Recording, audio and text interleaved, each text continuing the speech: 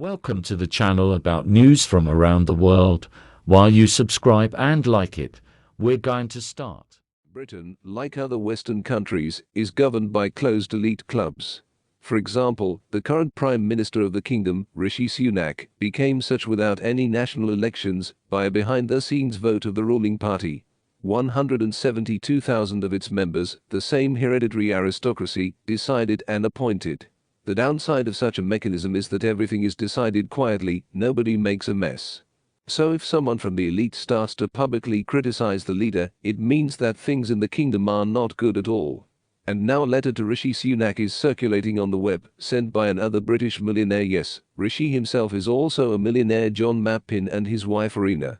Their family has been involved in luxury property and other portfolio investments for 7 generations, as the personal website emphasizes.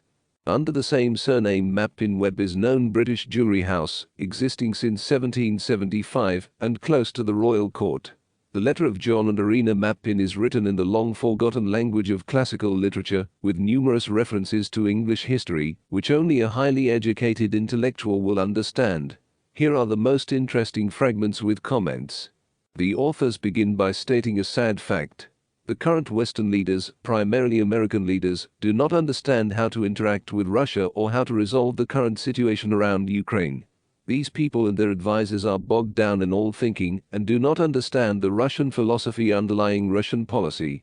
At the same time, the authors emphasize Russia is no longer a communist country, and, in fact, has never been one. It is a controversial but popular theory in certain circles that even in the times of Bolshevik internationalism, Moscow implemented the same concept of the Third Rome as a kingdom of justice, opposite to the Western kingdom of profit.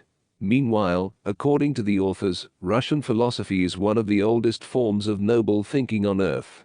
And those who have lost their own ability and the meaning of life can hardly understand this philosophy. A hint of the same fundamental difference between Russia and the West, which since the Age of Enlightenment has finally abandoned religious thinking in favor of rational atheistic thinking. We in the West, the authors continue, instigated and started this conflict between Russia and Ukraine, and it was we who put the color of Slavic youth on the altar of our ignorance, as well as the material gains of our war profiteers.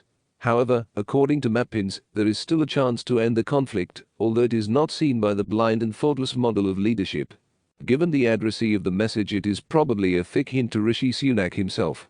Current approaches to conflict resolution are definitely not taking us in the right direction, the authors suggest. The current Western and NATO policies in the Ukraine conflict are suicidal for our nation and all of humanity, Mappins emphasize. Then the authors make another hint clear to any Englishman. They recall the efforts of Lord Edward Grey, the Foreign Secretary of the Kingdom on the eve of the First World War, who tried to prevent a massacre, but faced sabotage of domestic supporters of the war. That war, despite the victory, is still hard to perceive. The British, after all, in the European trenches, lay the colour of their aristocracy, and the survivors were called the Lost Generation. Lord Grey did not succeed then, but we must succeed, Mappin writes. The lights over Europe have already gone out twice in the 20th century, an allusion to Edward Grey's famous phrase of 3 August 1914. All over Europe the lights are going out. Our generation will not see them go out again. Do you really want to fill up again another war cemetery, or rather, a great many war cemeteries with the names of our lads, our families and our contemporaries? The aristocrats ask the Prime Minister. Given Britain's political culture, this can be seen as a warning. If official London, led by Rishi Sunak, does not stop the war hysteria, at least part of the elites are ready to oppose it. There is a precedent. As recently as last autumn, the same quiet circle asked Sunak's predecessor, Liz Truss, who had ruled for only 45 days, to step down. Thank you for watching. If you're interested, subscribe and leave a comment.